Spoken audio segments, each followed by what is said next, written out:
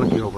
পৰৱৰ্তী দিনত আমাৰ লোকৰ এটা উচ্চস্তৰীয় বৈঠক হ'ব, য'ত আমাৰ দলৰ নেতৃত্বক আমি আকৌ গুৱাহাটীলৈ নিমন্ত্ৰণ জনাই মত বিনিময় কৰিম। যোৱা পঞ্চায়ত নিৰ্বাচনৰ ফলাফলৰ পিছত আমি সকলোৱে একত্ৰিত হৈ বহিবলৈ এটা সুযোগ পোৱা নাই। বহুতখিনি কথা আমি শিকিবলৈ পাইছোঁ আৰু পৰৱৰ্তী দিনত সেই শিক্ষাটো আমি ব্যৱহাৰ কৰিম।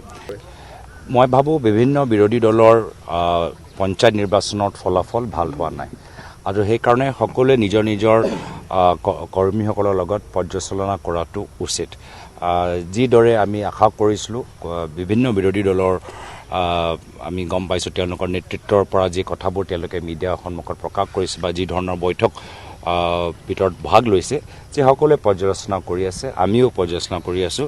আৰু বিৰোধী মঞ্চৰ ভিতৰত কংগ্ৰেছ দলহে আটাইতকৈ শক্তিশালী আৰু যদি আমি বিৰোধী মঞ্চটো আমি শক্তিশালী কৰিবলৈ বিচাৰোঁ, তেতিয়া প্ৰথমে কংগ্ৰেছ দলটোক নিজকে শক্তিশালী কৰিব লাগিব। যিখিনি আমাৰ অভাৱ আমি যোৱা পঞ্চায়ত নিৰ্বাচনত গম পালোঁ, সেইখিনি অভাৱ আমি প্ৰথমতে পূৰণ কৰিব লাগিব।